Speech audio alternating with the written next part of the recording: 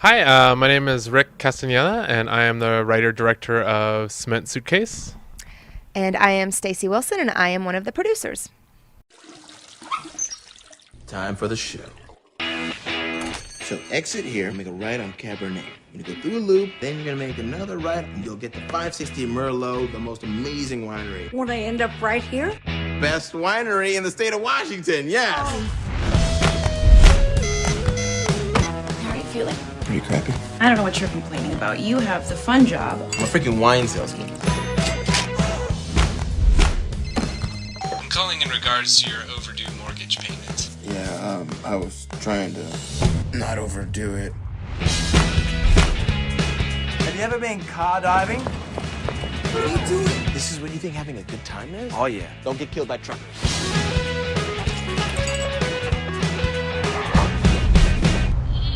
Charlene, I think you pocket dialed me. How do you know she's cheating? Let's end up making out. Hi. Have we met before? No, I don't think so. Are you sure? You're screwing my girlfriend. Your name is Brad Golub. You drive a Nissan Altima and you don't wipe your hands when you sneeze. Yeah, I'm pretty sure. Do you like golf? Here's my number. You can teach me about wine, and maybe I can teach you a bit about golf. Come back, follow through. Do you feel that? Do you feel that? Yeah, Boom. Do you feel that? Right there? feeling it for a right while. there? Whoa, hey, watch it! Does Brad know? I don't think he has any idea. You know what? My girl's cooking dinner tonight. Why don't you come over? You're like living a soap opera, man. Writers dream up this stuff, but like you're living it. Why don't you do something else? I like drive. I don't think you don't have drive. You just think you don't. Don't you ever just do something just because you wanted to? Even if it's ridiculous? I tried having fun at work. I tried to save my relationship. I'm tired of trying. You are just scared to live life, my friend.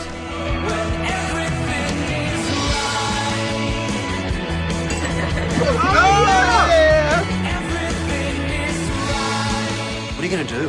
If I can't have her, he sure as hell can. You know what? Just get up.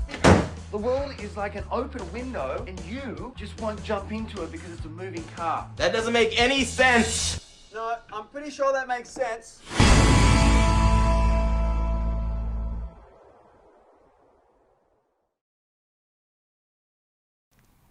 So Cement Suitcase is about a guy that works at a winery, and he's worked there for quite some time, and, it's lost its luster. He's, kind of bored and realizing he doesn't really have anywhere to go forward.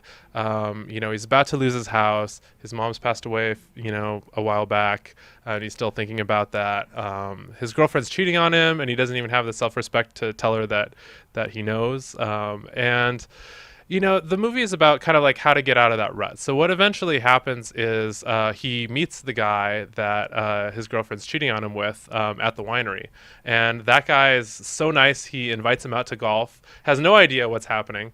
And our main character, Franklin, goes because he's trying to figure out what this guy has that he doesn't, And while they're golfing, he ends up really liking the guy, and he kind of hits off with that guy, and he has to kind of rethink his whole life because he's kind of been blaming this guy for a lot of his problems, and he's got to kind of realize that that it's more having to do with the choices that he's made. And so it's a comedy about basically how to get out of a rut and how to get on with your life and how to let go. So yes, the world of producing is very complicated, and it is broad, and sometimes people don't even know what's involved in that.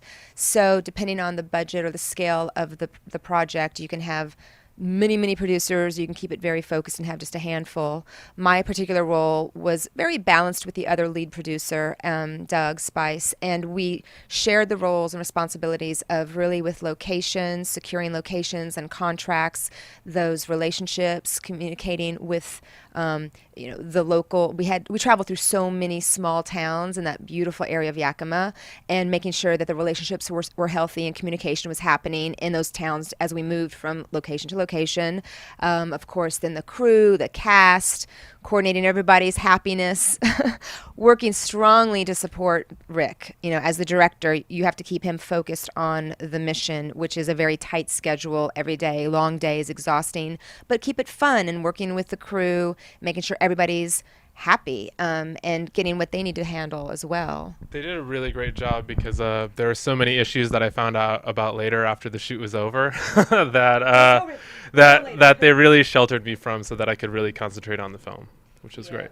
I got to say, actually, in that role of producing, it was really a real high for me to work with such great producers from Doug, and then Sonia's a co-producer, and John, just everybody, the communication style, everyone's different, but we all knew that we had a common goal, which is to accomplish task A, and how do we do that, and what are the scenarios, and just to have a plan was really great. And then to know when it was really important to go directly to Rick on something that we needed his decision on versus we would just take, you know, the liberties of making our own decisions and know that he would support the reasons why we did that. So there was, I think, a lot of just really good energy and attitudes between the people who worked. Yeah, it was a really good experience. So the decisions that went behind making, you know, putting voiceover in the film, partly it was a stylistic choice.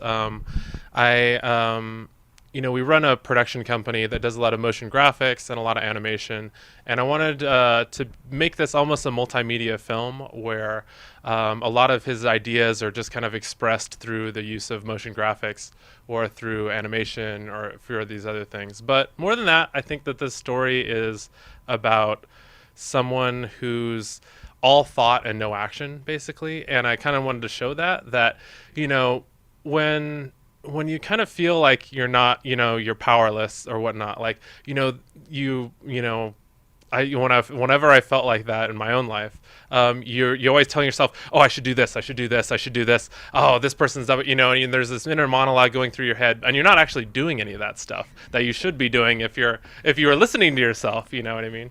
And so, you know, through the course of the movie, like, you know, there's a ton of voiceover in the beginning because he's kind of inside of his own head, and he's a little bit inside of his head too much, where, you know, he's running around, you know, inside of his head like circles almost, and he's not actually putting that into the world. He's not actually taking action on any of those thoughts, and kind of the course of the movie is basically him learning how to turn that thought into action towards the end. So towards the end of the movie, there's actually not that much voiceover whatsoever, but it's a process that he has to kind of like realize that he has to actually do these things that he's been thinking about for a long time. I feel that coming from a background in theater and then into television really does prepare you for filmmaking, in a sense of not only wrangling just from theater the live elements. You know, it's a make it or break it opportunity because it's live, and so you just have to be prepared for variables that pop up and how you resolve a situation. So then in this, when you're shooting a film, you can schedule and pre-produce all you want and have your plan, but life's not perfect, and, you know, things are going to change, and you're going to lose location, you know, within 24 hours, and then somebody's not going to show up on set, or something's going to happen. So then how do you handle that? You know, do you freak out and get emotional and then say, oh my gosh, and now you're behind schedule? Or do you just, you know, take a deep breath and say, you know, we just work through it, and you have to believe there's always a plan B, and you have to have kind of thought about a plan B, and that's why it's really important to know your team members, who you're working with, and what their roles are, and who to go to, so you know how to be efficient. You know, that comes really from both theater and television, though. You know exactly who's hired for what role, so then you go straight to the source. Here's what we need to resolve. If it's a money question, if it's budget, you know, if it's anything, if it's talent related, and then that way again it goes back to not having to keep distracting the director, who's trying to really stay involved in the vision of the story. That's what we have to do. We're here for the story to be told, and that's true whether it's theater and even in cable television. And if you look at, you know, like documentary style programming, there's a story that you're extracting from that, and so you have to make sure that you're focused on getting all the information on the table for that. A lot of producing is, you know, just problem solving, right? You know, like something happens, you know, like there's always a least predictable problem every single day. And I describe to it as, to people who don't aren't in filmmaking, that you know, producing a movie is kind of like throwing a wedding every single day that you're shooting, because every single day you have 30 to 40 people that you're trying to wrangle, and you've got to feed them, and you've got to make sure you have all the right props, and all the wedding dress. That's and all so of these funny. things. And you never know who could be the bridezilla. And you never know. Is it going to be a true person, or is it you going just to be the talent? For me, I believe that after a lot of conversations and a lot of strategy thinking about the festival circuit, we wanted to be realistic about the scope of independent filmmaking and what really that is who we are, and that's what this film represents. So the fact that Dances with Films has a defiantly independent theme really resonates with us, and the fact that it's in Hollywood, California, and other filmmakers across the world don't get this opportunity potentially to come here like we do. And we're so fortunate that the production company's here, we have resources here, we've got support here, we can have a really good chance at filling some seats. We're in the beginning stages of this festival experience and marketing, and so we have to be smart about our budget and how we spend marketing dollars. So this really just everything lined up for us to make sense to premiere here, because the support is here, and the festival's got a good reputation, and they've got 16 years now under their belt of knowing how to produce and put on an organized, beautiful festival. So we're proud to be part of that. Our film has a very big wine theme. So one thing we've been talking a lot about is actually taking this film to wineries around California, Washington, and the United States, and kind of getting our distribution through actual wineries, because we think that among the wine crowds that we showed it to, we've gotten a really good response. Oh yeah, there's a whole different demographic out there that responded to films like Sideways, and we've got a really nice through line because it takes place in a winery, and it just makes you feel good. When you leave at the end, you want to go drink a glass of wine and just sit back and talk about the movie. And so it's just going to be really interesting, I think, and smart to approach that as a distribution outlet. Of course, there's VOD and there's the festivals and things that we're going to be pursuing, but to be very unique and outside the box, this is a road movie. I like to explain that it all has to do with faith. So you have to have faith when you're kind of writing the script that anybody's going to ever want to read it. And then once you kind of start showing it around, you have to have faith that people are actually going to want to get this movie made. And when you start talking about it to friends, you have to have faith that this is something that they're actually going to want to work on, and not something that you're, asking them this huge favor for, but that you're actually offering them, an opportunity to work on something good.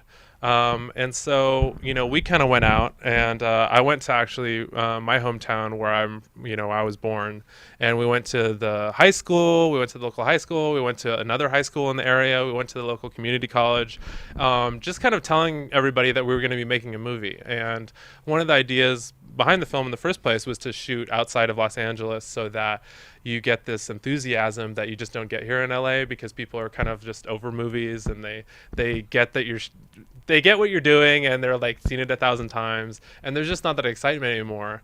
Whereas they paid a high dollar. Yeah, exactly. And in my hometown, if you tell somebody you're making a movie, they are so excited about it. They're like, really, where? Can I be in it? What's going on? Da da da. And so. Yeah, exactly. And so, I kind of went with that message through a lot of different areas, and we were able to, get this person on board, get this person on board. And then they would know people that they realized they could bring on board after seeing the quality of what the production was, and then what was happening, and then the slate still ahead of us. And it was 13 days, I believe. So it's a long time to be in remote areas, traveling up and down, and just needing to have more support. And next thing you know, we have new PAs that would show up on set because their friend told them to come by, and everybody had just a genuine attitude of just wanting to help. So that was great. And then the extras, we needed extras for the winery, and and then that was fun, just to be able to have people come out and sit around for hours as you do, and come in as needed, and just to have a great energy. I say a lot of times that it takes a small village to raise an independent film, and we really were able to get people behind us, and then they got more people behind us, and then all of a sudden it's a big thing. And Yeah, so I think when we first set out, I was expecting to make a very, very, very small film, and I wasn't expecting it to look half as good as it ended up being. But because we kept adding more people with that could add to the vision of the film and add to its value, then we were able to really luck out. I will say that. How do you, go ahead. I will say that as we kind of go forth and try to get the highest level of the VOD platforms and different distribution and getting this film really seen by people, the more support that we can possibly get. So we have a Facebook page that's facebook.com/cement suitcase. We Have a website. Yeah, we have a website. Find out more, and hopefully we can bring it to you.